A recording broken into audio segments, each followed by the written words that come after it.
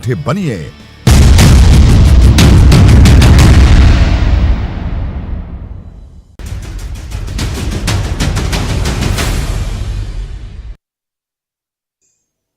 नमस्कार, मैं हूं प्रकाश चंद्र होता।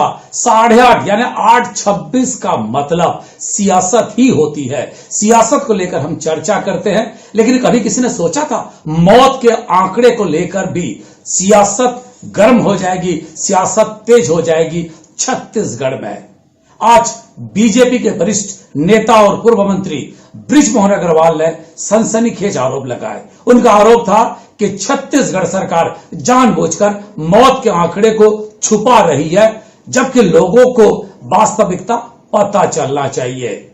यह और बात है, कई राज्यों में, चाहे गुजरात की बात करें, उत्तर प्रदेश की बात करें, कई राज्यों में इस तरह की बातें आई, पड़ोसी मध्य प्रदेश में भी इस तरह की बातें आई। वहां बीजेपी पर आरोप लग रहा था, लेकिन छत्तीसगढ़ में बीजेपी ने ही यह आरोप लगाया है और सियासत को एक नई दिशा देने की बात कही जा रही है। क्या बोले हैं बृजमोहन, और साथ ही बीजेपी का क्या राय है और कांग्रेस उस पर क्या कह रही है, आइए पहले सुनते हैं, फिर जाएंगे सीधे चर्चे पर। देखिए, राज्य सरकार लगभग सभी मोर्चे पर फेल हो रही है। कहीं पर भी राज्य सरकार काम करते हुए नहीं दिख रही है। एक तरफ यहां पर कोरोना के संक्रमण से बड़ी मात्रा में, मैं तो ये दावे के साथ में कह सकता हूं कि अगर इसके ऊपर में रिसर्च किया जाए तो जितनी मृत्यु हमको सार्वजनिक रूप से बताई जा रही हैं, उसके 4-5 गुना ज्यादा मृत्यु यहां पर हो रही है। जिन लोगों की होम क्वारंटाइन में मृत्यु हो रही है, जिनकी निजी अस्पतालों में मृत्यु हो रही है, उनके बारे में कोई भी आंकड़े सामने नहीं आ रहे हैं। बृजमोहन अग्रवाल जी ने जो बात कही है वो भारत देश के संदर्भ में कही है और मोदी सरकार मौत के आंकड़ों को छुपा रही है। जो भाजपा शासित प्रदेश हैं, चाहे वो मध्य प्रदेश हो, चाहे उत्तर प्रदेश हो, कर्नाटक हो, इन तमाम राज्यों में मौत के आंकड़ों को छुपाया जा रहा है। बृजमोहन अग्रवाल जी खुल के तो बोल नहीं पा रहे हैं, लेकिन वह छत्तीसगढ़ राज्य के परिप्रेक्ष्य में कहकर मोदी सरकार के ऊपर हमला कर रहे हैं। और अगर छत्तीसगढ़ राज्य में बृजमोहन अग्रवाल जी के पास कोई उपलब्ध डाटा है, कोई रिकॉर्ड है, तो उसे वो उनको सार्वजनिक करना चाहिए। आप इस बातों को सुन के आपको भी लगेगा अभी तक 6,400 से अधिक मौतें हुई है कोरोना में, लेकिन अगर बीजेपी की बात मान ले, क्या 24,000 मौतें हुई है? अगर लगभग 6 लाख लोग कोरोना संक्रमित है इस वक्त, 5,88,000 करीब इस तरह के होंगे फिगर है, और 1,22,000 एक्टिव यानी सक्रिय कोरोना संक्रमित मरीज इस वक्त प्रदेश में है। क्या जो आंकड़ा, जो बातें कह रहे हैं बृजमोहन अग्रवाल, जो बीजेपी बात कह रही है, क्या उनके पास सबूत है? और अगर सबूत है तो बहुत गंभीर मामला, बहुत संगीन मामला है। इसको लेकर सियासत भी काफी है। सियासत की बात को लेकर भी हम चर्चा करेंगे। हमारे साथ आज 3 वरिष्ठ मेहमान हमारे साथ हैं। प्रमोद दुबे, रायपुर शहर के पूर्व मेयर और वर्तमान के सभापति है, कांग्रेस के बड़े नेता हैं। श्रीचंद सुंदरानी, रायपुर के पूर्व विधायक और वर्तमान के रायपुर जिला के अध्यक्ष हैं। साथ ही बाबूलाल शर्मा, वरिष्ठ राजनीतिक विश्लेषक। तीनों मेहमानों का मैं स्वागत करूंगा। चर्चा की शुरुआत करूंगा श्रीचंद सुंदरानी जी से। सुंदरानी जी, जो बातें आपके नेता कह रहे हैं वाकई गंभीर है। अगर ये बात सच मान लिया जाए तो क्या कोरोना में अभी तक 24,000 से भी अधिक लोगों की मौतें हुई है, या केवल राजनीति के लिए सगुफा छोड़ने जैसी एक बात को उछाल दो और आगे बढ़ जाओ? क्या इसको लेकर क्या कहेंगे सुंदरानी जी? आदरणीय होता जी, बृजमोहन जी एक जिम्मेदार नेता हैं, 7 बार के इस राजधानी के विधायक हैं, और जिस प्रकार से शमशान घाटों से आंकड़े आ रहे हैं, और आप ही लोग दिखा चुके हो कि किसी भी शमशान में जगह नहीं है, और ऐसा कमोबेश कुछ लोगों से बात करो तो यही बात निकल के आती है। तो कहीं न कहीं सरकारी आंकड़े के हिसाब से हम राजधानी का अगर आकलन करें तो 50-60 व्यक्तियों की बात होती है, लेकिन हम अगर शमशानों की गिनती करें तो कहीं न कहीं बड़ा अंतर नजर आता है। वो कितना अंतर है, और बृजमोहन जी के पास कहीं ना कहीं एथेंटिक आंकड़े होंगे होता जी, तभी बृजमोहन जी कभी गैर जिम्मेदाराना बात नहीं करते। आज अगर उन्होंने सीधा सीधा आरोप लगाया और 4 गुना की बात की तो निश्चित रूप से उनमें उनके पास वो तथ्य भी होंगे, और बिना तथ्यों के वो बात नहीं करते। एक सुलझे हुए नेता है, जिम्मेदार नेता है। बृजमोहन जी को मैं जानता हूं, कभी वो लफासी नहीं करते कभी मीडिया के सामने। जी, कभी लफाजी नहीं करते प्रमोद दुबे जी, यानी कि उनके पास आंकड़े होंगे तभी ये बात कह रहे हैं। ये बीजेपी यानी श्रीचंद सुंदरानी, उनके अध्यक्ष रायपुर जिला के, वो कह रहे हैं। क्या कहेंगे प्रमोद जी? देखिए, उनके पास कोई आधार है या इसकी कोई पुष्टि है तो निश्चित रूप से सामने आने चाहिए। इससे अलग बातें ये मैं बताऊंगा होता साहब कि इसकी प्रक्रिया इतनी जटिल और इतनी ट्रांसपेरेंट है कि कोई भी आदमी अगर चाहेगा तो आंकड़ा नहीं छुपा सकता, चाहे कोई भी हो, वो कोई भी राजनीतिक दल का हो, किसी की भी सरकार की हो। क्योंकि अगर कोई आदमी कोई एडमिट होता है और उसके डिस्चार्ज होने तक ये पूरी प्रक्रिया चलती है। इसमें आपको भी मालूम है, जिसकी डेथ होती है तो तहसीलदार से लेकर उसके फ्यूनरल पॉइंट तक उसको आइडेंटिफाइड किया जाता है और प्रशासनिक तौर पर उसका फ्यूनरल होता है। हमारे यहाँ रायपुर शहर में 12 फ्यूनरल पॉइंट है। हमारे यहाँ उत्तर प्रदेश टाइप बड़ा बड़ा टीम नहीं लगा दिए हैं कि जाकर किसी चीज को छुपाए। आप मीडिया हैं, आप सकारात्मक लोग हैं, और मैं आपको निश्चित रूप से जो ये वास्तविक रिपोर्ट जो बनाई जाती है, आप देखे होंगे कि भारत में छत्तीसगढ़ ऐसा राज्य है जहां लाइन लिस्ट देने का प्रमुख बड़ा कारण यही होता है। आपने देखा होगा कि एक एक लाइन लिस्टेड रहती है और उसमें कोई भी आदमी, हाँ ये जरूर होता है कि 9 बजे अगर किसी चीज को प्रेस के माध्यम से रिलीज की जाती है तो उसमें अगर 2-4 लोग छूट जाते होंगे तो उसको दूसरे दिन स्वास्थ्य विभाग के द्वारा ऐड कर लिया जाता है।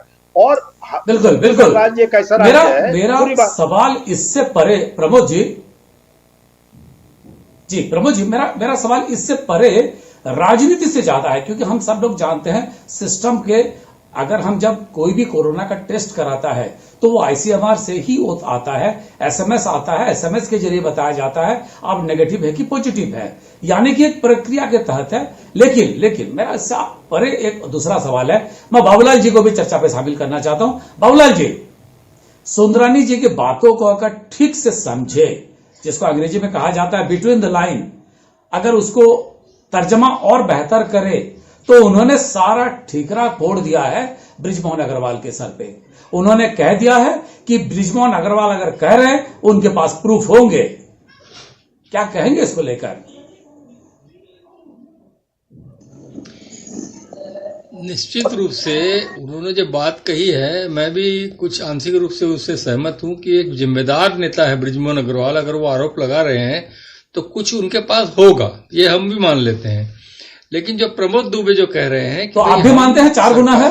आंकड़े छुपा ही नहीं सकते क्योंकि पारदर्शिता है उसके अंदर में। नहीं, मैं जो बोल रहा हूं पूरा सुन लीजिए पहले कि 4 गुना की बात नहीं है। सरकारी अस्पतालों के आंकड़ों पर प्रमोद दुबे जी ने बात किया है, लेकिन बृजमोहन जी ने जो आरोप लगाया है उसमें ये कहा है कि निजी और होम क्वारंटाइन लोगों की जो मृत्यु हो रही है उसके आंकड़े इसमें शामिल नहीं है।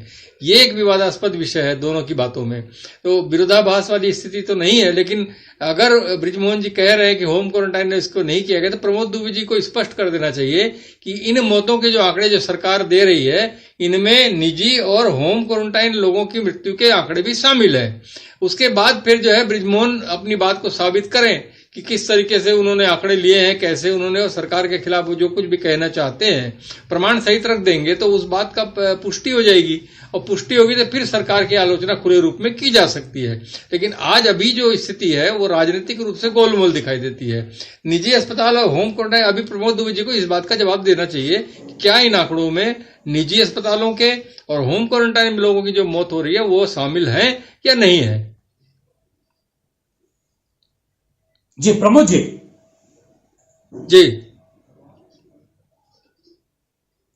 बाबूलाल जी कह रहे हैं जो मौत का आंकड़ा मैं आपके माध्यम से अग्रवाल जी से भी क्योंकि हमने देखा है लंबे अरसे में 25 लोगों के मौत की बातें कही गई थी, होम क्वारंटाइन में, तो क्या घरों में जो मौतें हो रही है, होम क्वारंटाइन में जो मौतें हो रही है, उसको भी सम्मिलित की जा रही है या नहीं? होता साहब, जो आंकड़े आपको दे रहे हैं उसमें होम क्वारंटाइन से लेकर मैं आपको उदाहरण के तौर पर बताना चाहूंगा, उसमें अस्पतालों के नाम भी अंकित होते हैं। शायद बृजमोहन अग्रवाल जी पूरा डाटा और चार्ट को देखें, वो पूरा अध्ययन कर ले। मैं आपको डाटा समेत बताता हूँ। 17/4 को 138 लोगों की मृत्यु हुई, उसमें से 86 लोगों की मौत जो है वो आप पढ़ेंगे तो कोविड से हुई है। 52 लोगों की मौत जो हुई है वो अन्य कारणों से हुई है, जिसमें सरकारी अस्पताल के भी आंकड़े हैं और निजी अस्पताल के भी आंकड़े हैं। उसी प्रकार 18/4 को अगर 170 लोगों की मौत हुई है, 112 लोगों की कोविड से मौत हुई है और 58 लोगों की अन्य कारणों से मौत हुई है। 19/4 को अगर 165 लोगों की मौत हुई है, लेकिन प्रमोद जी, 64 लोगों की अन्य कारणों से मौत हुई है। लेकिन मुझे ऐसा लगता है कि कई बार राजनीति करते करते आदमी मुद्दों से भटक जाता है, और मैं आपको बार बार ये कहना चाह रहा हूं कि छत्तीसगढ़ सरकार की जो प्रक्रिया है, इसमें कोई भी आदमी किसी भी तथ्य को नहीं छुपा सकता होता था, चाहे वो कितना भी बड़ा आदमी हो और कितना छोटा आदमी हो। जी सुंदरानी जी, मेरा एक सवाल है। हमने देखा, अगर हम पड़ोसी राज्य मध्य प्रदेश के मुख्यमंत्री की बात करें, उन पर भी आरोप लगा था मौत के आंकड़े और शमशान में जो दिख रही है दृश्य, दोनों में मेल नहीं खा रही है। उनका कहना था किसी की भी मृत्यु हो रही हो, हम उसको कोविड प्रोटोकॉल के तहत सम्मान के साथ दाह संस्कार कराते हैं। तो क्या मध्य प्रदेश में जब होता है सम्मान के साथ होता है, बीजेपी कराती है, और छत्तीसगढ़ में जब कांग्रेस वही चीज को कराती है तो कहा जाता है कि आंकड़े को छुपाया जा रहा है, आंकड़े के साथ खेला जा रहा है, यहां पे वास्तविकता को सामने नहीं लाया जा रहा है? सुंदरानी जी,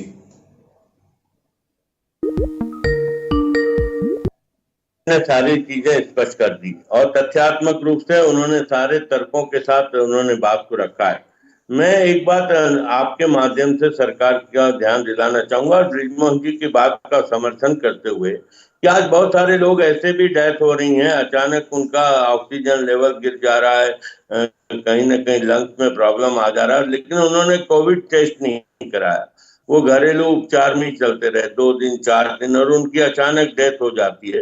ये तो प्रशासन के पास शायद वो आंकड़े भी नहीं आ पाते होंगे। तो उसको क्या, जब कोई कोविड का टेस्ट नहीं कराया, उसको कोविड के से माना जाए या दूसरी मृत्यु माना जाए?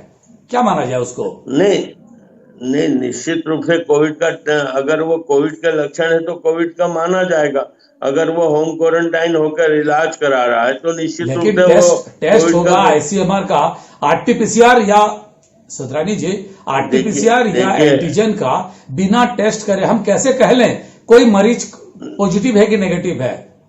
होता जी 2-2 3-3 नहीं आती है रिपोर्ट, कोरोना की रिपोर्ट जांच कराने के बाद 2-2 3-3 ये तो गंभीर है, बिल्कुल, इससे मैं सहमत हूँ। इस बीच में अगर किसी का देहांत हो जाता है तो आप उसको क्या मानेंगे? पॉजिटिव मानेंगे, निगेटिव मानेंगे? आखिर जिसने जांच कराया, लक्षण उसके पाए गए और रिपोर्ट उसकी नहीं आई है, वो निगेटिव भी, वो अपने आप को निगेटिव मान के अंतिम संस्कार करा देते हैं। ये एकदम सही है। मैं प्रमोद जी से इसका जवाब लेता हूं। प्रमोद जी, ये एक बहुत गंभीर बात सामने आ रही है। बहुत ऐसे लोग हैं जिन्होंने टेस्ट कराए 7-7 दिन तक। मेरे पास एक ऐसा भी केस है, मुंगली में एक सज्जन ने, कहेंगे मैं नाम भी दे सकता हूं उनका टेस्ट हुआ, 1 महीना तक रिपोर्ट नहीं आ पाया। वो हाइड्रोक्लोरोक्विन भी खा लिए, दवाई भी खा लिए, नहीं आ पाया। वो और उनके मिसेस दोनों ने करवाए थे। मुंगली बोलो, बेबे तरह की बात है ये, और कोमल उसका नाम है। अब मुझे एक चीज बताइए, अगर उसी तर्ज पर रायपुर में भी कई केसेस आए, 7-7 दिन तक उनके रिपोर्ट आ नहीं पा रहे हैं। कई बार ये भी हमको देखने को मिल रहा है कि जो नाक पे या मुंह से जो लिया जा रहा है, टेस्ट किया जा रहा है, वो नेगेटिव आ रहा है, लेकिन सिटी स्कैन में पॉजिटिव पाए जा रहे हैं। इसी बीच में अगर उनका कुछ गड़बड़ होता है, देहांत है, उसको किस श्रेणी में लिया जाए? क्या वो कोविड जनित मृत्यु माना जाए या दूसरे बीमारी के तहत? स्पष्ट गाइडलाइन आ चुकी है। मेरे वार्ड में भी इस प्रकार की बहुत सारी मृत्यु हो चुकी है और कुछ जो वो है वो घर में भी मृत्यु हो जाती है जो अस्पताल तक नहीं पहुंच पाते, तो उनको हम कोविड पेशेंट मानकर ही प्रशासन की ओर से उसका फ्यूनरल किया जाता है और इसके लिए स्पष्ट गाइडलाइन आ चुकी है और उसी के तहत इसको कोविड पेशेंट मानकर ही पूरे विधि विधान के साथ शासन के नियमों का निगम इसका फ्यूनरल करती है। फिर ये बात सुंदरानी जी क्यों उठा रहे हैं? आदरणीय होता जी, ऐसे कई प्रकरण है, मैं नाम नहीं लूंगा, वो कोविड का टेस्ट कराए, वो टेस्ट की जांच की रिपोर्ट नहीं आई, उनका अंतिम संस्कार हो गया। क्योंकि उनका निगेटिव या पॉजिटिव वाली बात नहीं आई थी, उन्होंने परिवार के लोगों ने उसका अंतिम संस्कार किया जिसकी प्रशासन को सूचना भी नहीं है। प्रमोद जी, खुद ऐसी जानकारी आपके पास भी होगी? नहीं, ऐसी कोई जानकारी हमारे पास, हम तो रोज इसी चीज से दो चार होते हैं, तो हमारा रोज सवेरे से लेकर तहसीलदार से लेकर रात तक के इसी चीज में बीत है कि मैं अभी परसों की घटना बता रहा हूँ। आदरणीय सुंदरानी जी खुद जानते होंगे, ममता बजाज जी का एक प्रकरण था। 4 बजे सवेरे उनके घर में उनकी मृत्यु हुई, 9 बजे उनके घर से फोन आया कि वो घर में उनकी डेथ हो गई है, हम सब के सब बाहर में हैं। तो उनका विधि विधान के अनुसार हमने कोविड पेशेंट मान करके उनका अंतिम संस्कार विधि विधान के अनुसार कराया और घर के लोग भी ऐसे अवस्था में कैसे उनको डेड बॉडी को रख सकते हैं, ये भी एक अपने आप में प्रश्न होता है। तो इसमें स्पष्ट गाइडलाइन बनी हुई है। अगर किसी प्रकार की दिक्कत किसी को हो तो मैं आपके माध्यम से विनम्रता पूर्वक आग्रह करना चाहता हूं कि शासन ने इसमें स्पष्ट गाइडलाइन कर चुकी है और ऐसी कोई भी जानकारी अगर है तो वो हमको आधी रात को दे सकते हैं, उसका निराकरण भी हम निश्चित रूप से करेंगे। जी, आज मुख्यमंत्री जी से आपकी भी चर्चा हुई होगी जी। अगर अस्पताल से लेकर शमशान तक सब जगह पे लाइन लगी है, कहते हैं अपनी बारी की इंतजार करने के लिए कही जा रही है, स्थिति कब सुधरेगी? अब ये तो न मैं वैज्ञानिक हूं, न मैं इतना बड़ा आदमी हूं, न मैं WHO का आदमी हूं, न डॉक्टर हूं, तो संबंध सारे लोगों से है। लेकिन सर योजना बनाते तो आप ही है। सर योजना तो आप ही बनाते हैं, जनप्रतिनिधि आप हैं। योजनाएं सर आगे की जो कार्य योजना है उसमें बना रहे हैं हम कि कितने ऑक्सीजन बेड की आवश्यकता होगी, कितने और टेस्टिंग रिपोर्ट की आवश्यकता होगी। लेकिन इससे परे हटकर मैं एक बात और विनम्रता पूर्वक कहना चाहूंगा होता साहब कि रायपुर ऐसा शहर है जहां फ्यूनरल के लिए 1 रुपया भी किसी से नहीं लिया जाता अंतिम संस्कार के लिए। मैं 2-3 दिन पहले टीवी में देख रहा था, भोपाल में 3500 रुपया कर दिए, उसको बढ़ा करके उत्तर प्रदेश में 4000 कर दिए। लेकिन हमारी सरकार जो है, और इसमें आप भी हैं और आदरणीय सुंदरानी जी भी हैं, सब लोगों ने मिलकर इस निर्णय को लिया है। तो यहाँ कम से कम अंतिम संस्कार के लिए किसी प्रकार की कोई राशि उस परिवारजनों से नहीं ली जाती। लेकिन इसके बावजूद जो कार्य योजना की अगर किसी की मृत्यु के बाद उसको सम्मान का हकदार है, इसको सभी लोग सहमत होते हैं कि जितने जिंदा रहते हैं वो सम्मान के हकदार होते हैं, मृत्यु के उपरांत भी उतने ही हकदार होते हैं सम्मान के। लेकिन सवाल है मेरा ये कि इस तरह की अगर बातें बीजेपी उठा रही है, कहीं ना कहीं कोई बात तो होगी कि केवल और केवल कोरी राजनीति के लिए बृजमोहन जी इस तरह की बात उठा रहे हैं। नहीं, अब बहुत के मामले, सरकार का विफलता, ये बातें क्यों कह रहे हैं?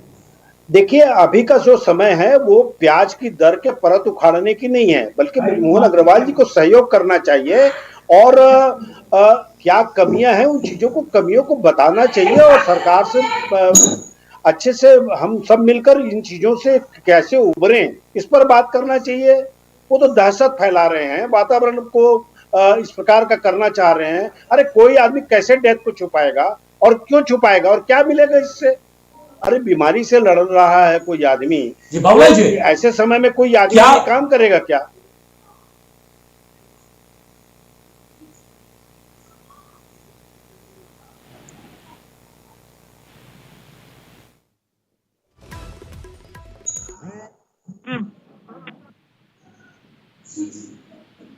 क्या कहेंगे इसको लेकर बाबूलाल जी?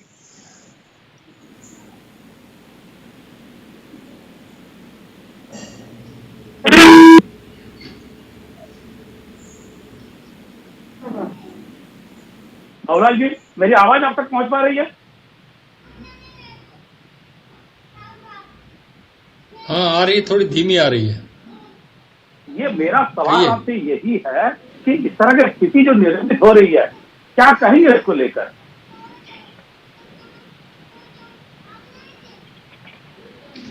देखिए, सबसे पहले तो मैं आपको बताऊं कि होम क्वारंटाइन और निजी लोगों का गिनती जो है इसी में शामिल है, ये प्रमोद दुबे जी ने स्वीकार किया है। तो अब ये बृजमोहन जी के आरोप को एक प्रकार की चुनौती, बृजमोहन जी को इस चुनौती को स्वीकार करके इसको साबित करने के लिए प्रमाण सहित सामने लाना चाहिए।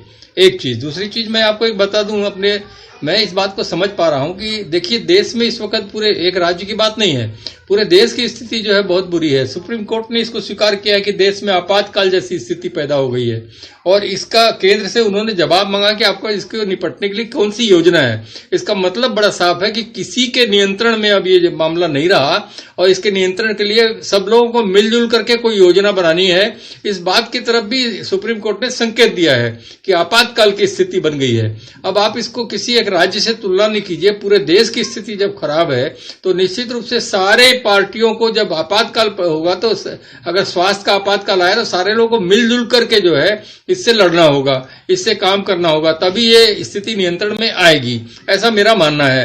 और निश्चित रूप से स्थिति भयावह है, और कौन कब कहां तो जिस तरह से ये दहशत का माहौल बन रहा है बाबूलाल जी, करने में भी समय लगता है। किसी एक राज्य की बात नहीं, पूरे अगर कोई भी बाबूलाल जी, अगर कोई भी इस तरह का, जिसको अंग्रेजी में स्वीपिंग कमेंट कहा जाता है, अगर इस तरह की, एक तो पहले से ही लोग दहशत में है, जितने दहशत में रहेंगे ऑक्सीजन लेवल उतना डाउन होगा, और उसी में अगर ये इस तरह का आरोप लगा दिया जाए कि मौतें जो है 6,400 नहीं, इसके 4 गुना 5 गुना है, तो लोगों और दहशत नहीं फैलेगा क्या? विपक्ष के रहने के नाते बातें तो उठानी चाहिए, सरकार की खामियां को गिनानी चाहिए, लेकिन लगता नहीं आपको बाबूलाल जी कि उसके साथ जिम्मेदारी भी रहती है? देखिए, जब ये राजनीति का विषय वास्तव में नहीं है, लेकिन जब इसमें राजनीति की जाती है तो कौन भयावह स्थिति में जा रहा है, कौन भय पैदा कर रहा है, किसके मन में डर पैदा हो रहा है, ये भावना समाप्त हो जाती है। राजनीति का एकमात्र मूल उद्देश्य होता है कि किस तरह से सरकार को नीचा दिखाया जाए।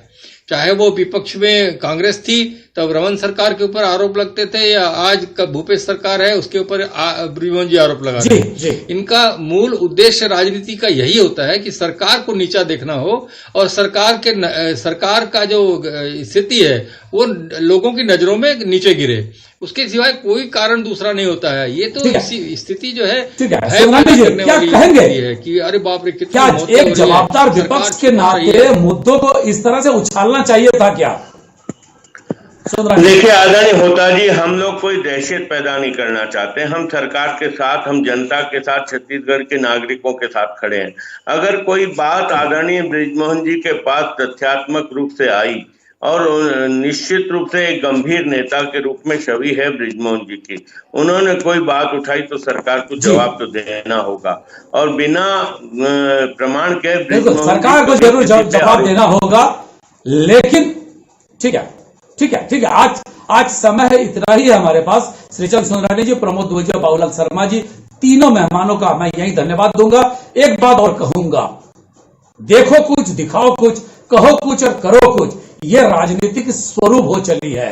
लेकिन जब महामारी का टाइम है, जब महामारी का संकट है, ऐसे परिस्थिति में पक्ष और विपक्ष दोनों मिलकर लोगों को ढांढस बांधना चाहिए, दिखना चाहिए कि नेता जनता के साथ खड़े हैं। ऐसा नहीं होना चाहिए कि नेता कहीं और है और जनता को अपने हाल पे छोड़ दिया है।